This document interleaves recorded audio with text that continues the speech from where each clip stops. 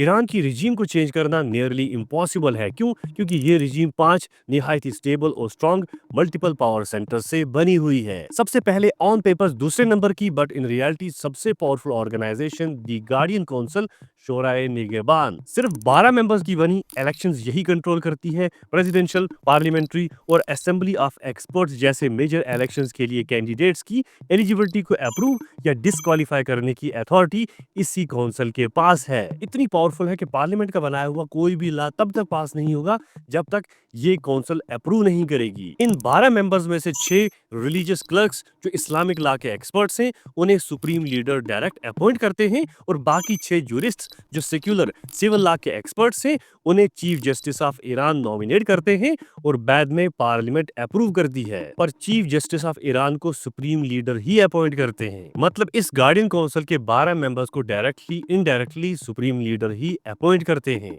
Next, president इन्हें public ही appoint करती है 4 साल के पीरियड के लिए। पर कैंडिडेट्स की पहले यही 12 मेंबर्स की गार्डियन काउंसिल उन्हें एग्जामिन, उनकी स्क्रीनिंग, उन्हें प्री अप्रूव करती है, तब जाकर ये कैंडिडेट्स इलेक्शन में खड़े हो सकते हैं। और जीतने के बाद सुप्रीम लीडर का अप्रूवल और एंडोर्समेंट भी जरूरी है। प्रेसिडेंट को पार्लियामेंट और सुप्रीम कोर्ट रिमूव कर सकते हैं, पर फाइनल से सुप्रीम लीडर का ही होता है। सुप्रीम लीडर पार्लियामेंट और सुप्रीम कोर्ट की परमिशन के बिना भी प्रेसिडेंट को इम्पीच कर सकते हैं। फिर नेशनल सिक्योरिटी काउंसिल, एक वीक ऑर्गेनाइजेशन जो न्यूक्लियर और फॉरेन पॉलिसी पर एडवाइस करती है, और इसका हेड प्रेसिडेंट ऑफ ईरान होता है। फिर IRGC रेवोल्यूशनरी गार्ड्स 1,20,000 सोल्जर्स की बनी हुई ये ऑर्गेनाइजेशन ईरान की दूसरे नंबर की सबसे पावरफुल ऑर्गेनाइजेशन है, जो लिटरली एक पैरेलल स्टेट की तरह काम करती है और ये जवाब सिर्फ सुप्रीम लीडर को ही देती है। ये रेगुलर आर्मी से बिल्कुल डिफरेंट है। अब आखिरी, असेंबली ऑफ एक्सपर्ट्स 88 मेंबर्स की बनी हुई ये ऑर्गेनाइजेशन, जिसके सारे के सारे मेंबर्स